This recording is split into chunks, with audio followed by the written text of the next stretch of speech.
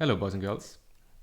In this video I'm going to take you down to the constructive city where the power sets are lean and the resource availability is not pretty. Okay, sorry for that. In this video I'm going to discuss the major constructive set theories.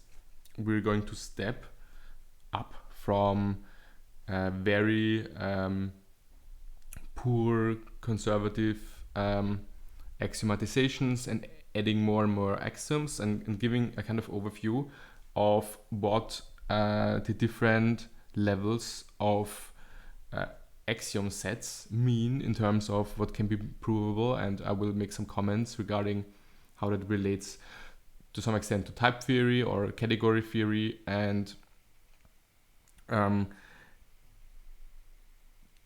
maybe something about the strengths. And in any case, you will see a slow build up of the axioms that I will comment on.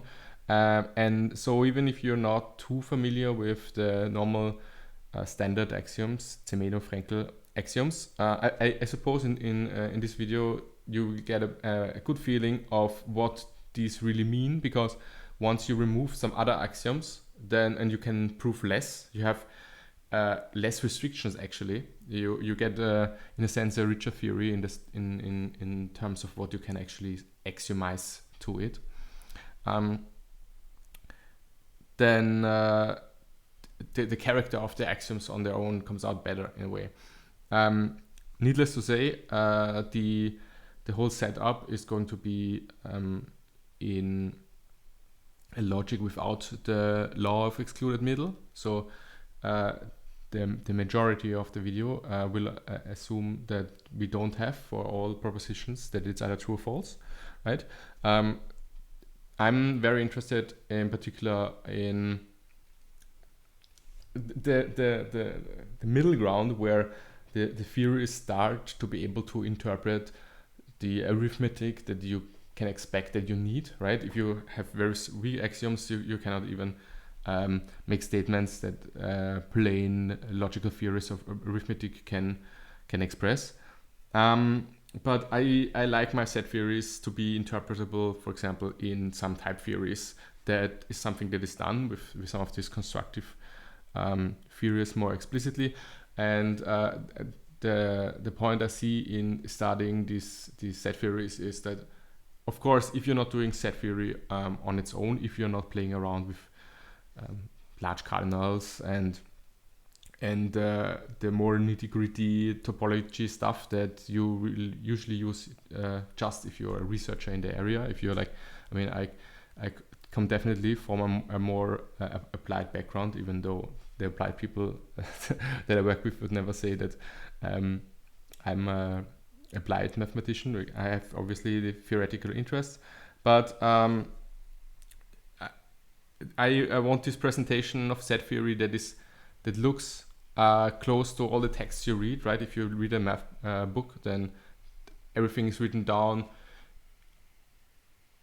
in a way that resembles these foundational discussions from 100 years ago. This is just a language in these books there, and they are not written down in type theory and rarely in category theory. So you are exposed to set theoretical notation to some extent. It's underlying all the normal math as well, but the foundations as they're usually presented are pretty overpowered for the most cases. And so I like to have this middle ground, so a theory with the stuff that you definitely want to be able to talk about, but for example not like be aware what your power sets of uncountable sets really mean and how far you want to go, how far in the Neumann hierarchy you want to go up. Okay, so that was part of this motivation. I had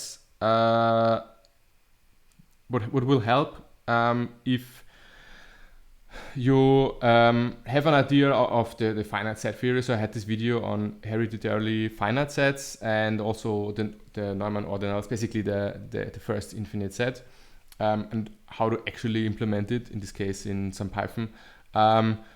Because of course, if you have this small finite world, a lot of the axioms will hold for this universe of just finite sets. So it's easier to understand the axioms if you have at least one context, and then only worry about what it means if you accept the same axioms also for infinite sets. And also, since we're in a constructive world, I did this video where I talked about computably enumerable sets, and in particular the notion between the difference between some predicate which just makes a specification of what you would want, and on the other hand some maybe functional implementation of this predicate, that you actually have a process of computing maybe Boolean values, for example. So what that means, and that there's a difference between using the first order theory and just describing what you want, and actually having the an effective process of computing instances or truth values about this thing. So those help to be aware of. It's not really necessary. Interesting, but also not necessary, is to have an idea of ordinals. I did one short video where I talked about an infinite ordinal beyond the first infinity. I might make some short comments about the strength of these set theories, as they are sometimes expressed by describing which countable ordinals they can and cannot encode. Okay, so eventually, after going through a quick list of resources, stuff that I have assembled, and I see some value in also this video and me having done this research, if you want, so that you have a list of resources that you can go to if you're more interested in that, because there's actually not too much out on this subject. I mean, of course, you have a fraction of computer sciencey people, and I hang out in a few type theory communities on the one hand, and then you have mathematicians who are into set theory, but by the nature of it are interested in strong or rich universes. So the constructive aspect of things has been researched, especially in the 70s and 80s. But I think since then in the computer science community, the type theories that emerged, like Martin Löw type theory emerged around the same time, is like a completely different formulation, and people are more aware of that, and it's also being pushed a lot. But even if you're, and I'm also very much in favor of actually having type theories where, for example, the integer are their own type. I'm not aesthetically speaking, not the biggest fan of encoding the integers as models with Neumann ordinals, for example. But nonetheless, it helps to bridge, to be aware of the mathematics you do in a math undergrad or a graduate degree, where everything is expressed implicitly or explicitly in set theoretic terms. If you speak of, even if you do differential geometry and you deal with a manifold, and in principle it's somehow some huge set of points, and these points are tuples of reals, and the reals are gigantic sets, and so on. There's some underlying encoding going on, and you may or may not encounter the set theoretical foundations, even though I guess in topology you kind of do. So I'm making here apologetics in the value of looking at the constructive theories, but I think I shouldn't have to, as we will not get rid of that, and it's also interesting and pretty in its own. Okay, so after I will have jumped to a bunch of Wikipedia articles to quickly comment on some resources. I will then build up the different axiom systems and add more and more stuff and talk a little bit about the implications. I'm not an expert. I can just recite the things that I read about mostly. But nevertheless, I took put some work in it, and I think it will be helpful to understand the normal foundations. So I will talk about this base axioms quickly, and then shortly state how the standard set theory semi-Frankel looks like, and you can add axiom of choice to it, of course. And then I will go back and take the common ground and then add more and more axioms. As you see here, make some comments on it and go from one axiom system to the next and speak about the implications. Eventually, I will add up with two of the main theories. I mean, these are like the theories people ended up with in the intuitionistic set theory spiel.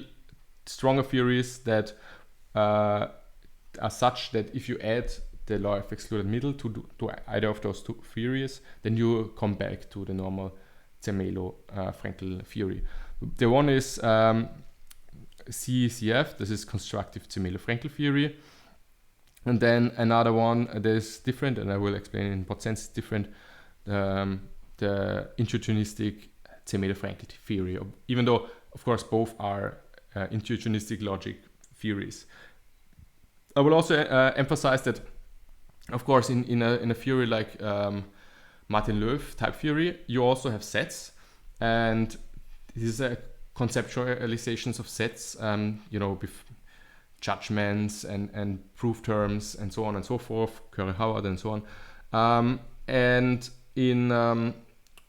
on the other hand, on the category theoretical side with Levier and this elementary category of elementary theory of the category of sets, you also have one notion of sets, and some of those are then equivalent to some set theory. I will speak about it.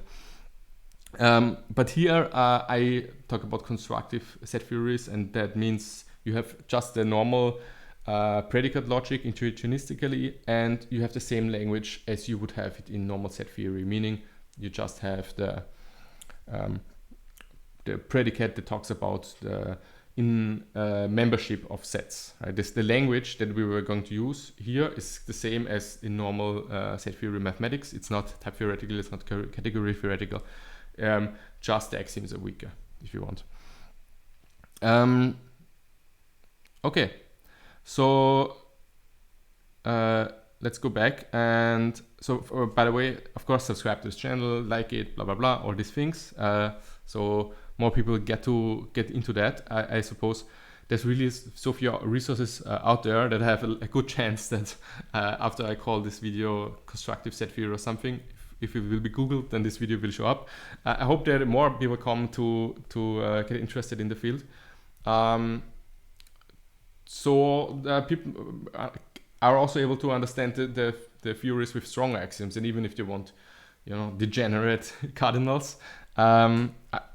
Me personally, it helped a lot to get into fractions of the set theories, just to understand the axioms on their own a little bit better. And so you should advertise it by liking the video and commenting, blah, blah. Okay, so the text I will go through that I wrote is also on my GitHub or gist, I don't know how you pronounce it. So there is this book called Constructive Set Theory. CST is the general name for the kind of subfield, as well as for some set theories that have this abbreviation, but they differ a little bit. This is a 10-year-old thing, and it's just a draft. It's 250 pages long. I think it's from 2010. But I don't think it will be finished, and it's pretty fragmented, and there are some subsections with no text and so on and so forth. But nevertheless, there's a bunch of information there, and the nice thing about this book is that a lot of things are proven in very small fragments of the set theory, so you can really see what is necessary. It's kind of a reverse mathematics approach, and Assel, I'm not sure if I pronounced the name correctly, and his co-author. I'm not sure how if he's still. I think both are still doing mathematics. Assel is probably 80 years old or so. I think this is a younger guy. They mostly advocate for the ZF, and I also like the theory. After that, I think after the beginning of the 80s, he developed this more. There are many versions of that theory, and you can find his papers and some direction in which they are going. Although I have the feeling that in the future the things get more and more in a type theoretical direction, right? And so I'm not sure to what extent some of the work will be too relevant in the future if, as I think the type theory part becomes stronger, and it's more about understanding how to translate the easier written down, maybe set theoretical notation that I think it's still more common to computer programs. Okay. So we will talk about these fragments. This is a very basic fragment, and he speaks about then to what extent you can put arithmetic into that, and then he also defines, of course, the natural numbers and the rational numbers, but also gives some motivations for the various incarnations of the real numbers in these constructive frameworks. Because for the real numbers, there are several constructions. I mean, also classically, you have the Dedekind constructions and the Cauchy construction. And constructively, there's even more ways to go. And if you actually do look into the constructive philosophy, like the Markov and the very hardcore constructivists, versus ultrafinitists, versus people like Bishop and Brouwer, who may or may not adopt some non-constructive logical principles, then they might diverge in their claims about the real numbers, whether or not natural number functions and real number functions are all continuous or not, and so on and so forth. So this is really broad and rich. So I'm always happy if there's explicit discussions, because now, decades later, I'm pretty sure there was so much information among the graduate students at that time in the 80s. A lot of this will be lost, and so I'm happy to gather it together and try to bring out this knowledge again. And so I like it that there are some discussions of the reals and talk about the setability of the order on the reals and these kind of things. Although I will not talk about it in this video anymore. Okay, let me not dwell on this too much. I also found in my TU University library this book, Foundations of Constructive Mathematics, among others, that also reflects on the same theory. Also, I think Astel has a chapter there. So I can recommend that. And indeed, in this field, since there's so much justifications going on, because these are usually people who are not mainstream or in the departments, there's also a lot of philosophical text. You might say some argumentation that's pretty neat and worth looking for, even if the book is printed in on a typewriter and not so easy to read. The information that is written there is often very interesting. So here there is also some discussions of fragments of the theory, even more conservative than the ZF. If you want to know more about the logical details, look definitely into that. I found that very nice. Coming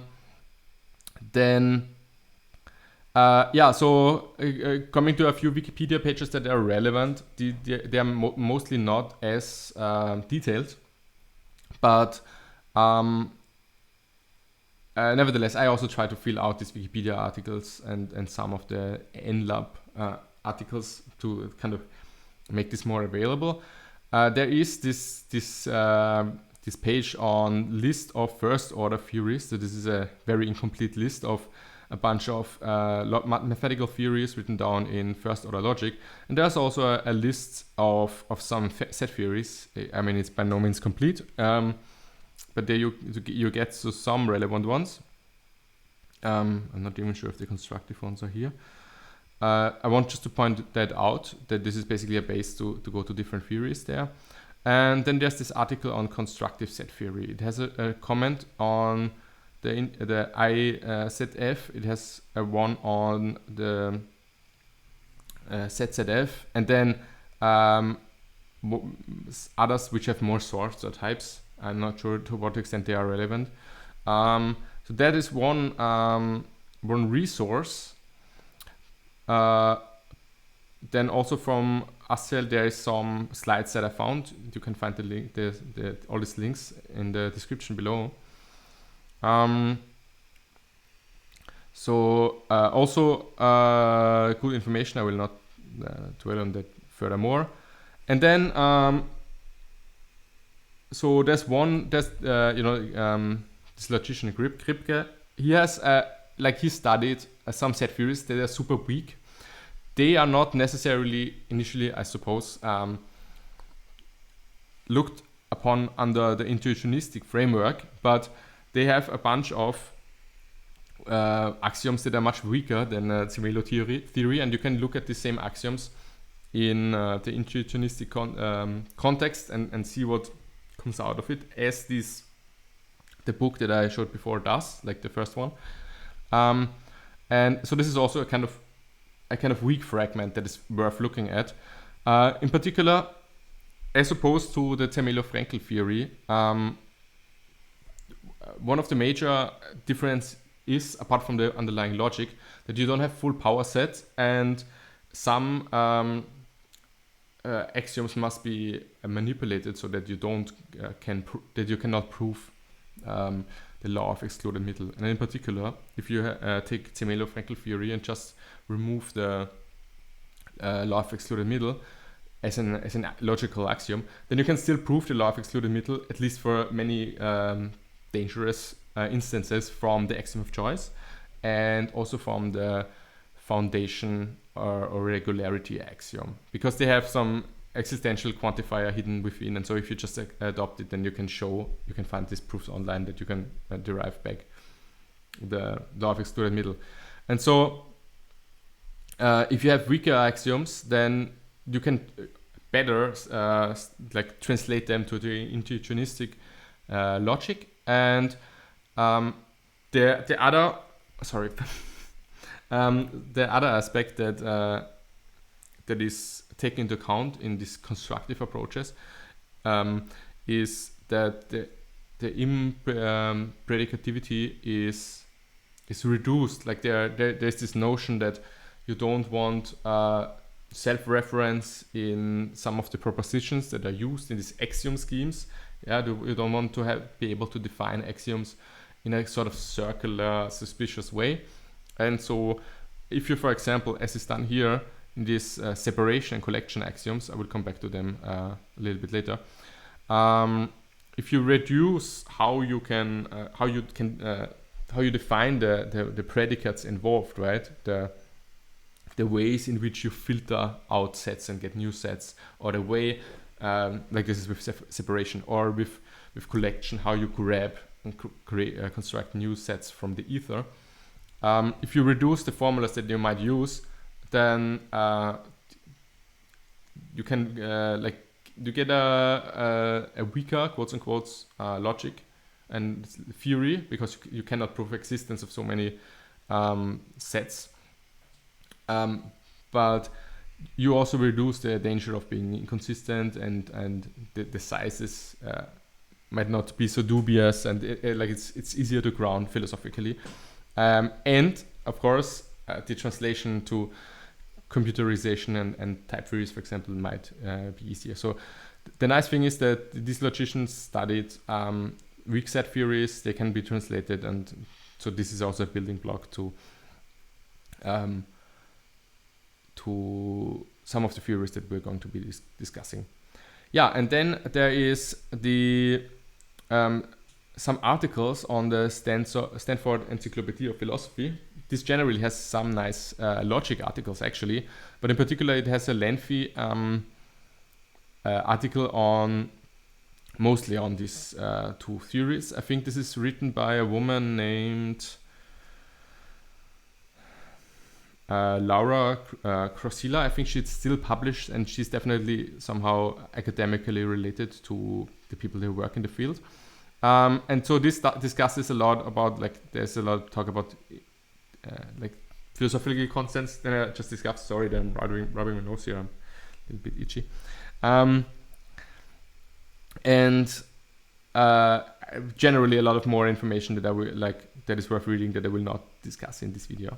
And then in the middle, they link within this article to a more technical page on the site where they actually list the axioms of these theories. So we've just seen, if I jump back quickly in the Kripke, we have here these axioms that we will also see in a second.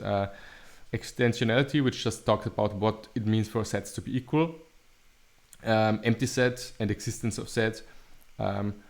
The induction axiom, which is like in Zermelo-Fraenkel theory, equivalent to regularity. It's basically saying excluding the possibility the sets might be infinitely deep. Pairing is more like self-explanatory, I suppose. Union, and then the separate, like this filtering and grabbing sets and creating new sets. And so you see this is a list of very conservative axioms. You will also see them, reflected here. Extensionality, pair, union, empty set. And then you can add infinity, that you go beyond what I have discussed here in the hereditarily finite sets. And this is also pretty custom. I mean, if you want to do math and if you want to do arithmetic, you need you want an infinite domain for your functions that you define.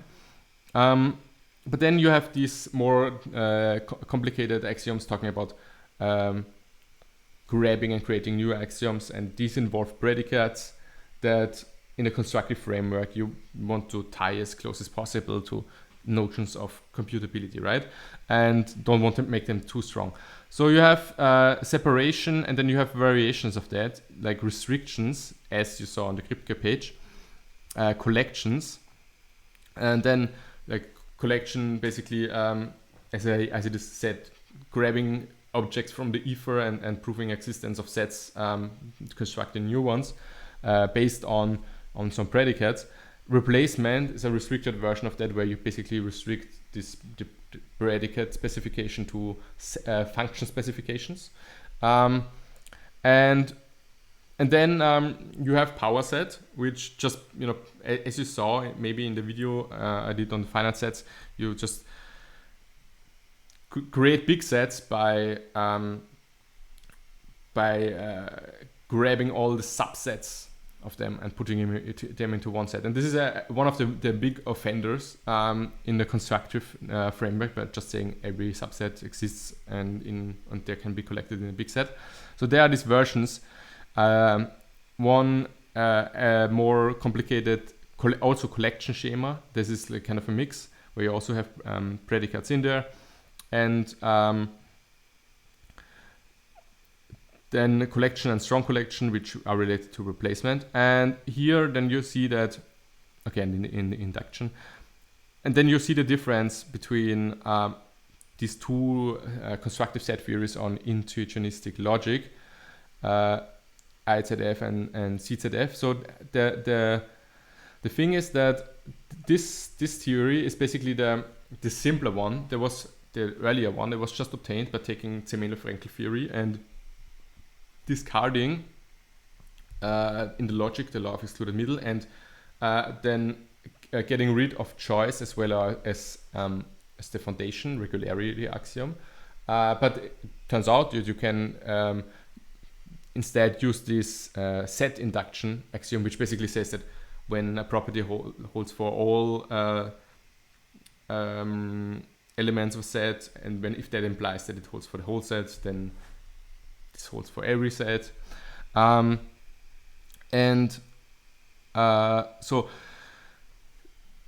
this theory is just obtained by literally turning, making minimal changes to the Zermelo-Fraenkel theory and taking away the the excluded middle. Yeah.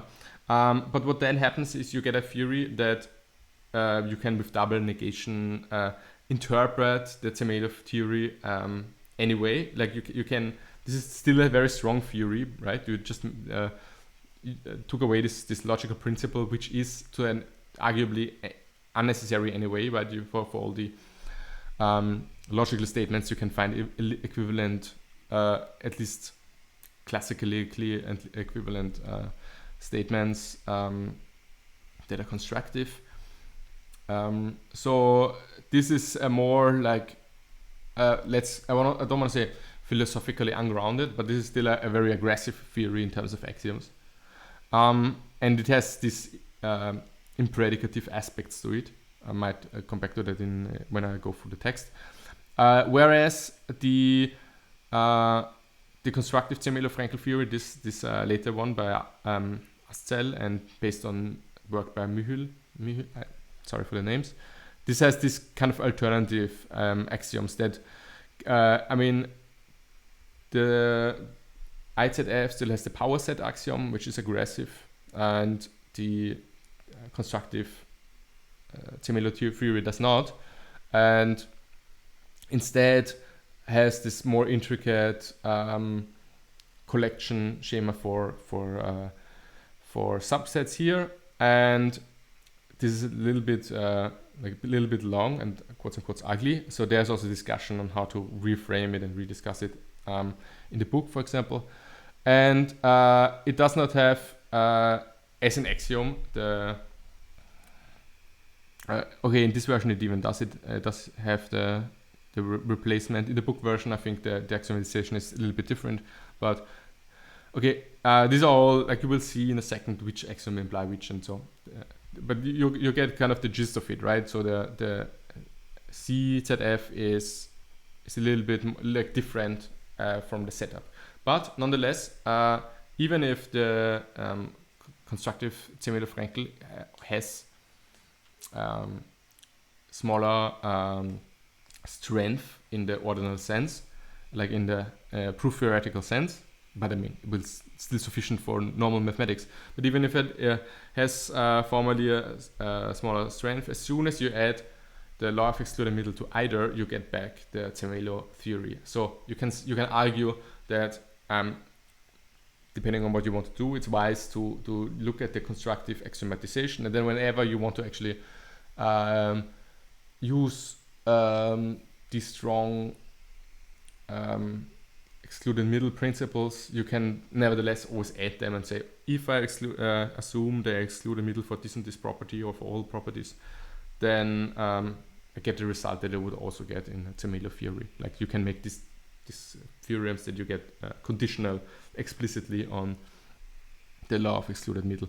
As for example, the constructive Russians like Markov and so on, they also had some non-constructive properties like the Markov principle for some notions about decidability on the real numbers, like, right, if you whether or not the number is, like, statements about whether or not the numbers are bigger or not than zero, and they might be hard to compute because the real numbers are so evasive, but they still would adopt some of the principles that could be argued to be non-constructive explicitly, but at least they highlight, hey, here we use these non-constructive principles and so on and so forth. Okay, so then there is, I will point out when I go through the axioms, so eventually you come to theories which have nice properties in a category theoretical sense, or also in a mathematical sense, that for example the function spaces exist, and then you can try to interpret these theories in category theoretical frameworks, sheaves and whatnot, you know, Cartesian closed categories. And so there are a bunch of papers. So there's this one by Gambino that I liked, where he is more or less explicit about the theories he uses. But there are more. I have not linked all, but you can Google, and I linked the interesting ones. I also have here in this list more links than I now discuss here, right? Okay, and then a quick note. If you're more interested in this, you know, the what I said about the different predicate rules, like if you say you only want to quantify over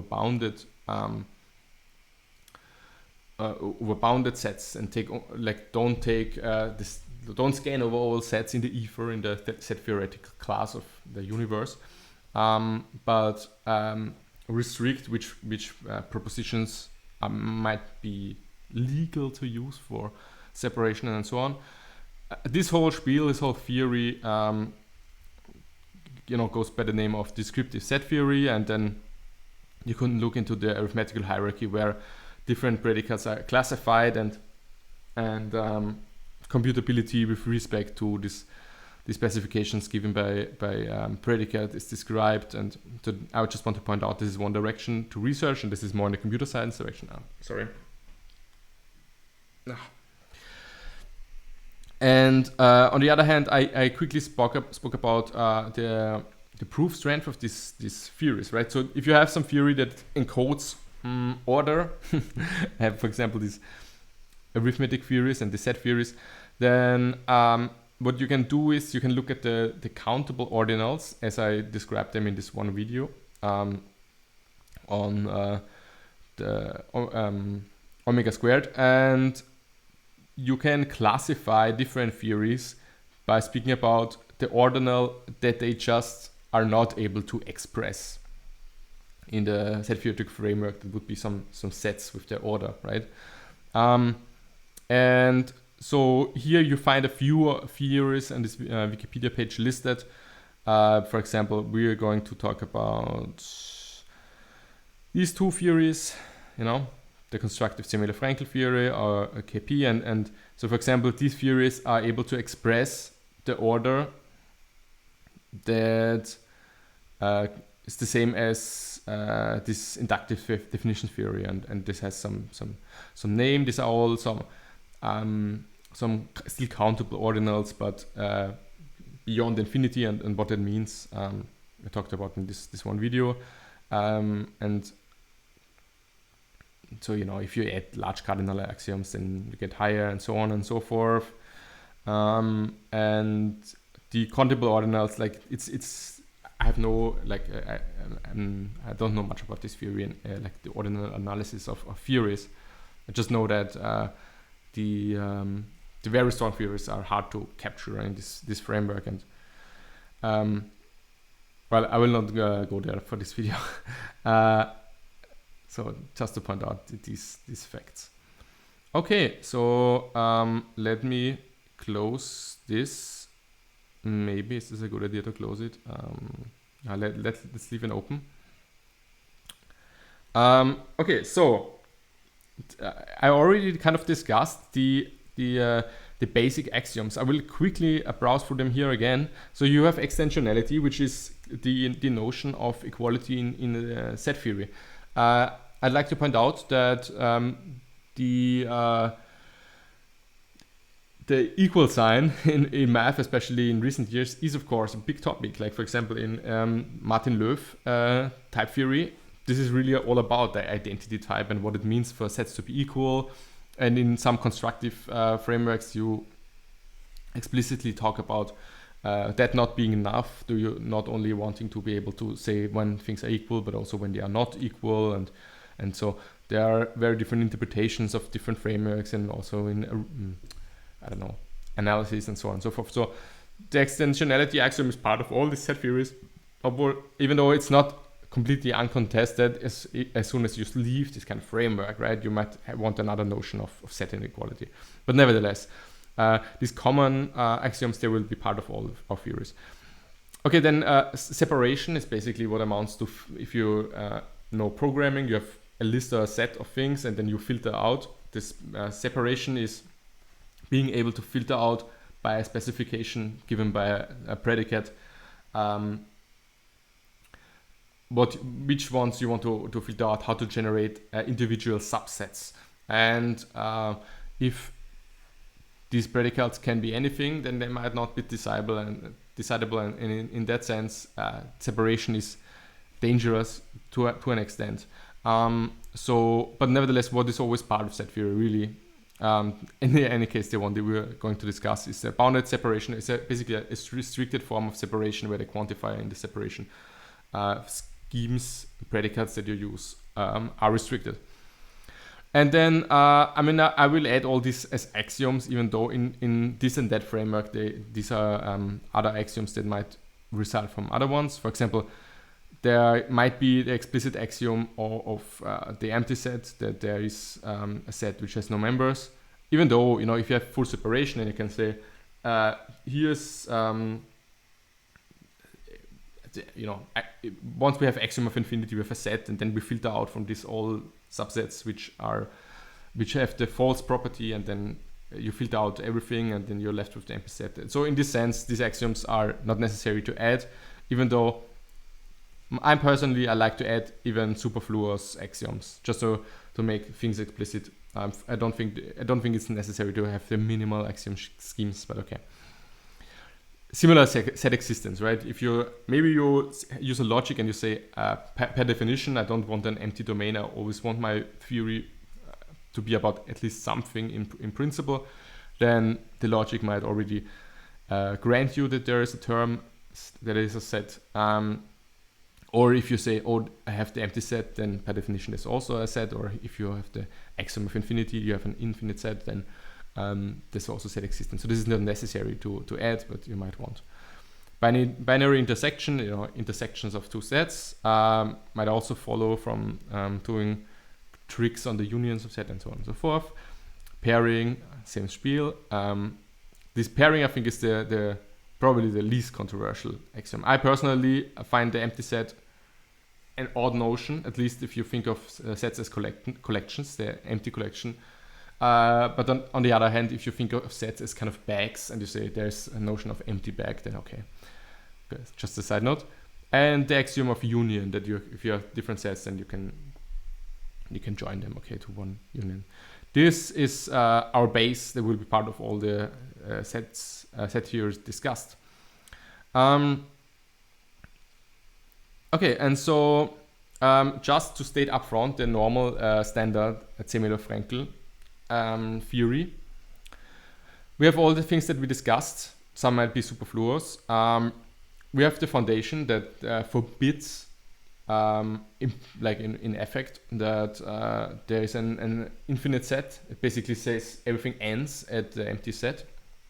And this is also the reason why the set induction axiom, where we prove statements about all sets by going from induction from the inside to the outside, works here because we have this bottom, and so in the end, foundation is equivalent to set induction. But foundation, if you look at the axiom, do I have the axiom here somewhere? Let me see. Axiom of foundation. Then this is the axiom. Let's not dwell on what exactly it says here in this version. But eventually you have an existence statement there, and this makes it non-constructive to the extent that if you adopt it, then you can prove the law of excluded middle, and at least in some instances of the law of excluded middle. But so there's a reformulation in terms of set induction, and this is less brutal. Axiom of set induction. I don't know. Well, here we can. So this is we already saw it, right? So this is also equivalent. Although I added this comment, so don't always watch out for Wikipedia statements, because everybody can edit those. Axiom of infinity, we will see two versions of that. There's the axiom of infinity that says there is just one infinite sets by, So in the same way, I actually practically implemented in the video on the finite Neumann ordinals. There is this axiom that says there's a set which holds this kind of ordinals. And then there's a stronger version of that it's sometimes necessary if the other axioms are not strong enough, that you want, say, there's a minimal smallest infinite set. So we will see this as well, but it's very similar. Okay, then there's the Power Set Axiom, which just says all the subsets of whatever set you use exists in a new set. This pumps the universe, which will be it's one of the strongest offenders, as I said. But it's at least easy to understand. The axiom itself is just a few characters. But then there's the more complicated replacement axiom. And so just to comment on that, what that does is, given some predicate which functions as a function, meaning it is like a univalent input-output relation, it grants the existence of the range of that function. So you have some predicate that describes, I highlighted it just describes a function. You have the domain on which the function works, and it basically says, okay, if this predicate indeed is univalent in the sense that it describes a function, then the range of that particular function, this is just one function, is an existing set. And that is then used, I mean, there are some axioms in set theory that are actually hardly used in practice. For example, the foundation axiom is not used all too much after setting up the universe. And the replacement axiom is similar, that you need it as a few stages to get to the Neumann universe where you want to do. There's some game related results about infinite trees, and there's some sizes and ranks of sets that you cannot get at without this generation of new sets from the ether. So replacement is in practice not, or at least in this full form, not used so much. But even if it were not used, there are versions of it that you definitely want. Like, for example, I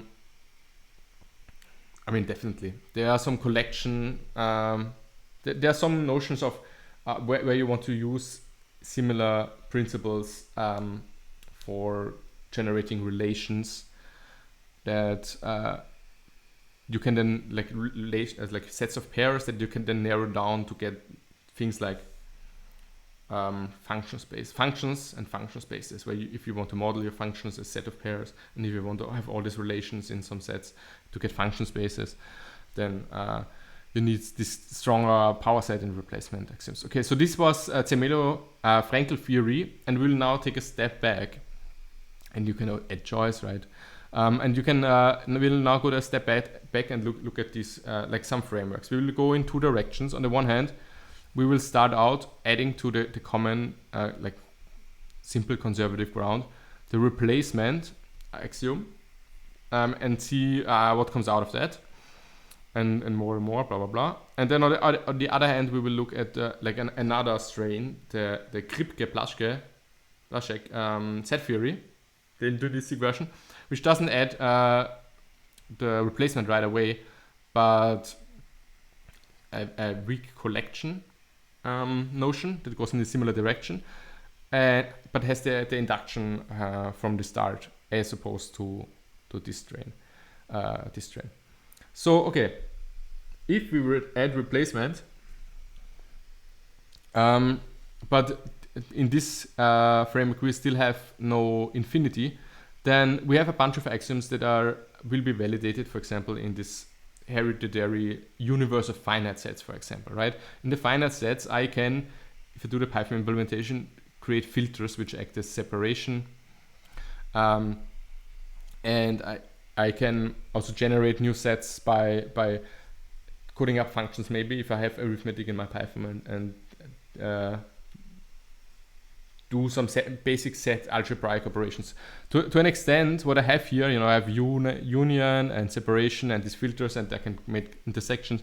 This is kind of the algebraic aspect of basic set theory that I want to use, for example, in measure theory or probability theory, if you axiomatized set. If you don't want to difficult topological notions on uncountable infinite sets, then I get far with just like being able to build the unions of sets and so on and so forth. Okay, I comment on function spaces for what I would have wanted. I described it already. And then some notions that have to do with this boundedness that will be restricted in the Kripke format. This is like the results and the implications of this theory, and as well as the next one that we will discuss, is discussed in detail in this unfinished book draft, by the way.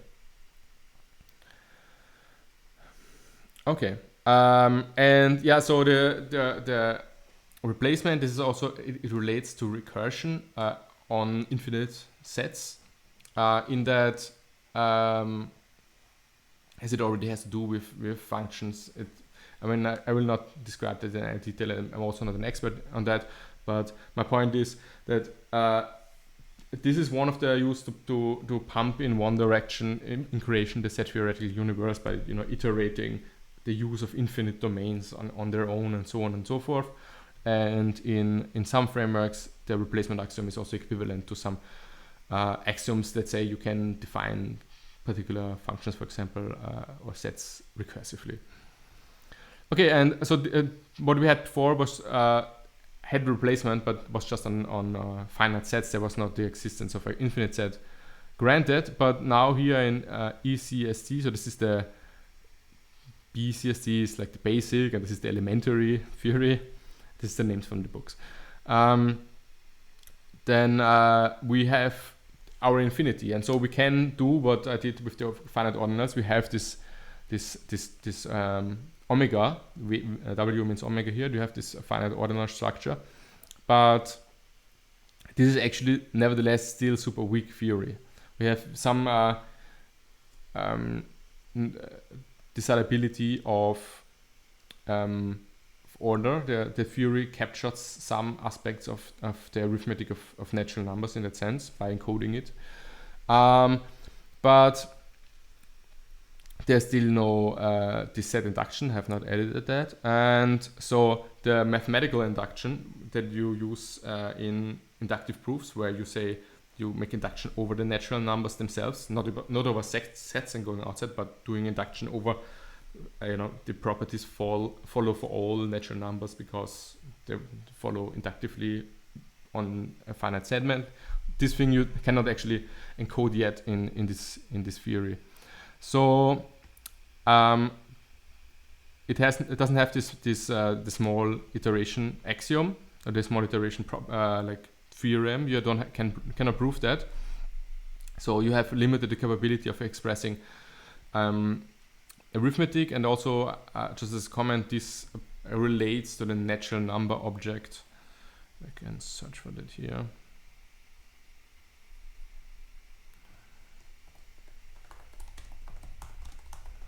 Which is it's a categorical characterization of how this particular object that is effectively the natural number relates to other objects in the mathematical universe, like how you can do this iterative definitions and so on. But this is category theory, is pretty abstract in a way, but nevertheless the property is a relevant one, and if you have a weak axiomatic set theory, then you don't get there yet. So this is not provable in this fragment. And also you cannot prove the existence even of function spaces where the domain at least is an ordinal, so where the domain is finite basically. So you get not much here. But then in the book, and by the way, you have to check that with the book. I did a kind of survey. I wrote things out, but I don't guarantee everything is perfectly correct. Maybe I have some typos or whatnot. So with caution, but I think it's pretty much correct. So you can add, for example, these axioms in order. And here are some notes on what implies what. And so you see, if you add these back, then you get basically a good theory of the finite and countable world and the arithmetic. Beyond that, there is then the axiom that is also not provable. Here, this is something that's stronger than this is basically the extension of this finite power set. Is it called finite power set? Yeah. This is basically an extension of this wish here, that says that given two sets A and B, that you can actually build the function space there. The space there is a set which contains all the functions between them, whatever all means here, and this is obviously something you definitely want if you do some type theory, for example. There's always, like in Haskell, let's say, there is the type form. What did you say? I have this type and this type, I want to consider the space of functions between them. Or if you look at a category theoretical framework, you want like a nice world is, let's say at least a Cartesian closed category where you can actually build objects that represent the home classes between two objects. You want to have them, you want to have these function spaces or these error spaces represent internally, and so you want these things to be an object of your theory, in which case here they would be sets. So X is something I would definitely want.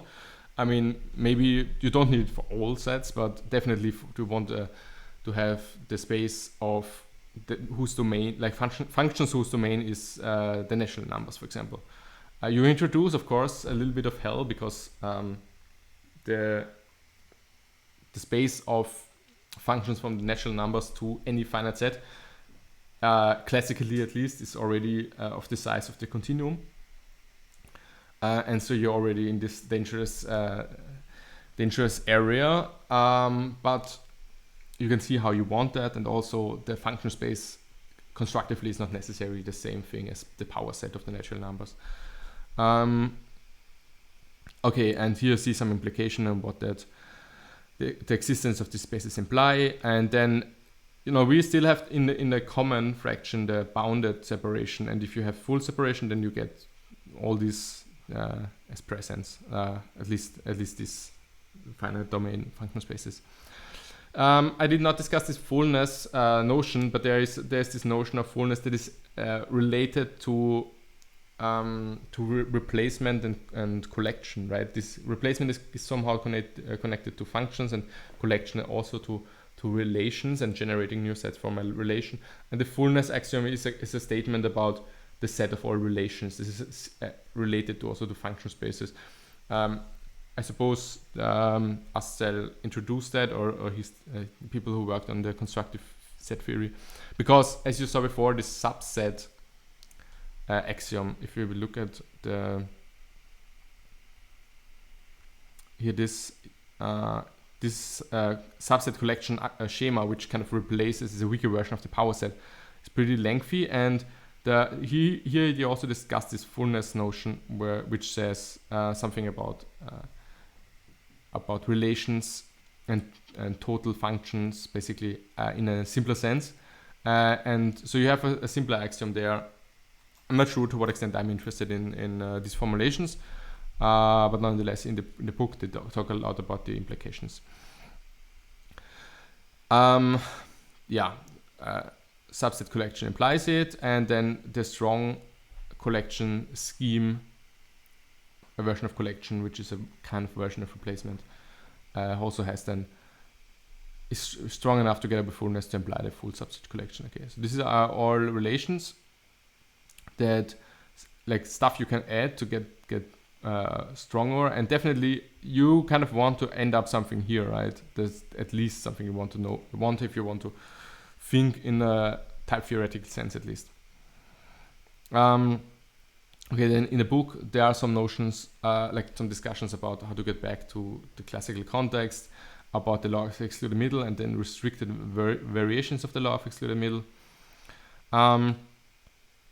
And that's that. Before we go to the actual constructive set theory that we want to get at, let's go the other branch and speak about the Kripke world. So as I said, here we don't have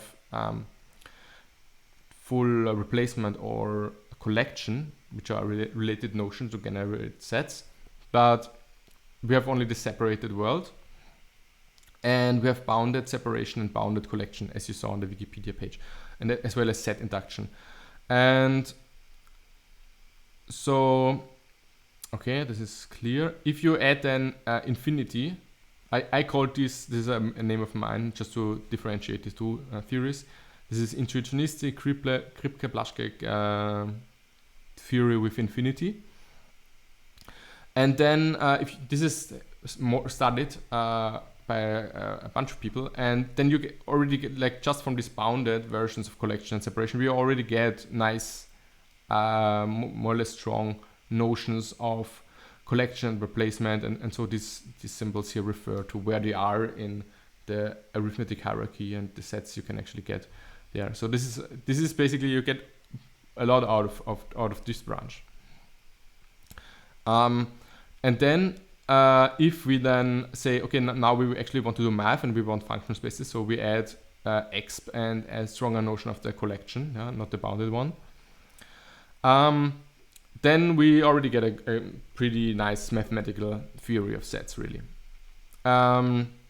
Since this has function spaces, as you saw before, this guy talks about interpretations in category theory. You can read these comments here. Okay, I already discussed that.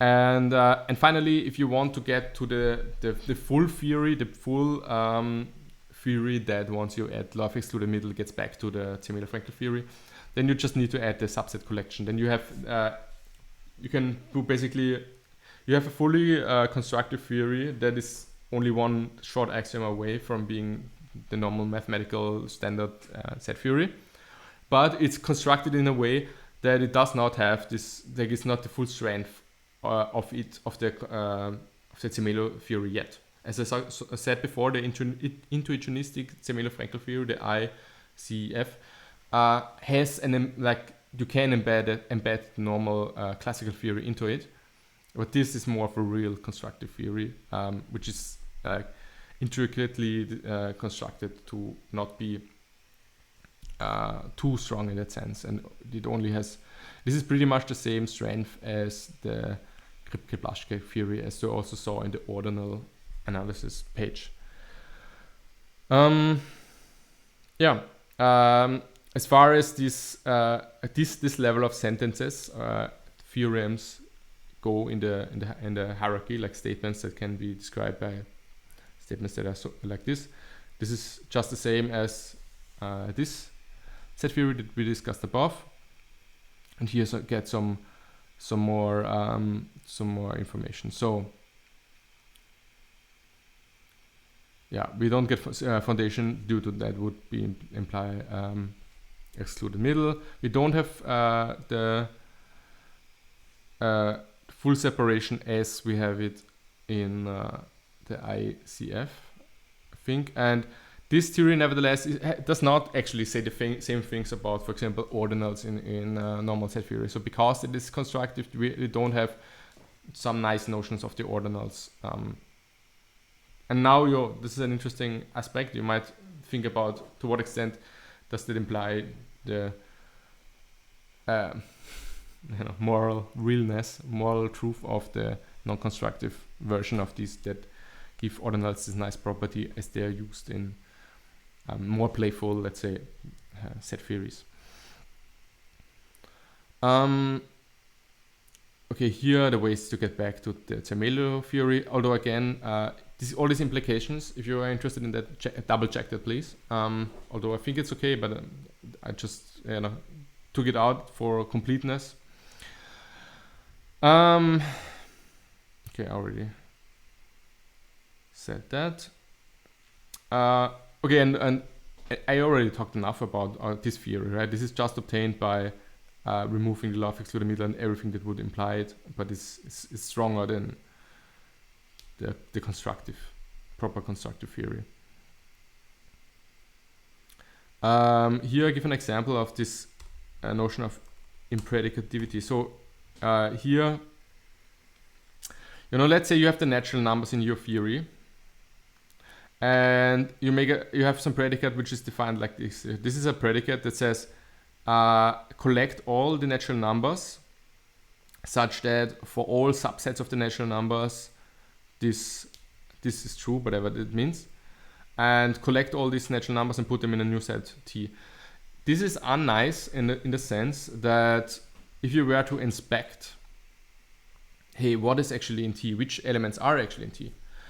Well, to construct this, to build up this, you must inspect basically all subsets of n, right? But T is itself a subset of n. So in this universal quantification, T itself shows up. So you see there is a hidden circularity in there, and even if you argue that the set theoretical universe is just there from the start and does not really care about whether or not we can access its objects, in that sense, would be one argument to say that's okay.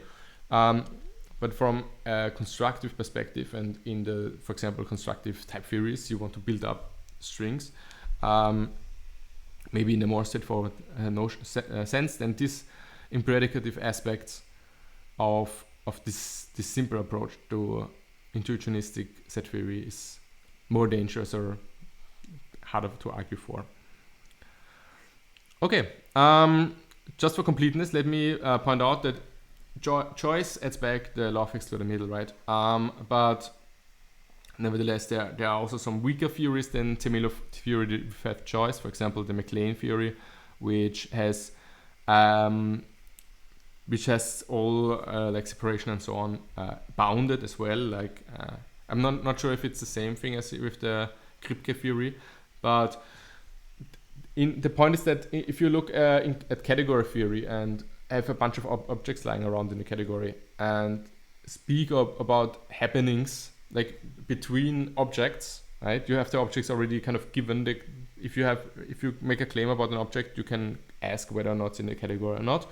But if you do math like that, category theoretical, you don't, usually the zoo of objects that lie around is approached like differently than the zoo of sets that lie around in the universe, if that makes sense. You're interested in the relations between the objects and not so much about the ether of possible objects. And so a lot of statements need less universal access. Like this was a very vague description. But what I want to get at is that there are some category theoretical motivated set theories or notions as they are captured also through set theory of sets that don't require all the strong predicates for separation and so on. So these are weaker set theories and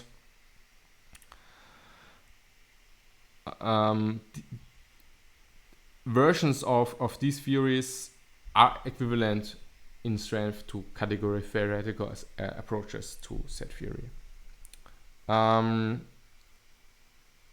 In particular, this bounded Zermelo theory. So for some history, Zermelo theory was like the theory around 1908 or something like that. First approaches to set theory didn't have Zermelo didn't have foundation yet or replacement, but this theory set or sets C if you want to add choice there, which I think per definition it usually is. These are these precursors that eventually after restrictions were added by von Neumann, made for Zermelo-Fraenkel theory. And they are already capturing the whole like mathematical universe as you would expect it. And as I pointed out in the video on the von Neumann ordinals, at the stage of omega times 2 in the von Neumann universe is basically any countable amounts of power sets applied to the natural numbers. So you have the reals and functions between reals and so on. Then this is actually a model of this theory set. So this is already, if you want, could say a good classical universe. Okay, so there was of course a lengthy video. I'm actually surprised I sticked in under 1 hour and 15 minutes. I'm known for making longer videos. But I hope that gave a good crash course. I hope it was comprehensible. I hope somebody watches it and you can ask questions to the extent that I can answer them. I'm also interested in researching them if I don't know.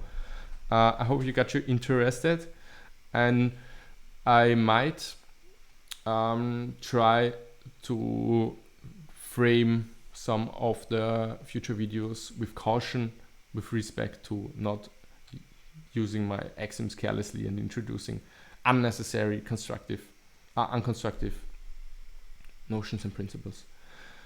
Okay, so thanks for watching.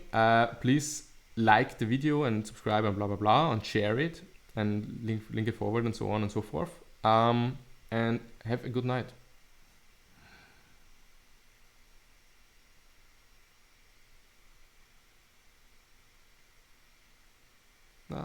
It doesn't stop.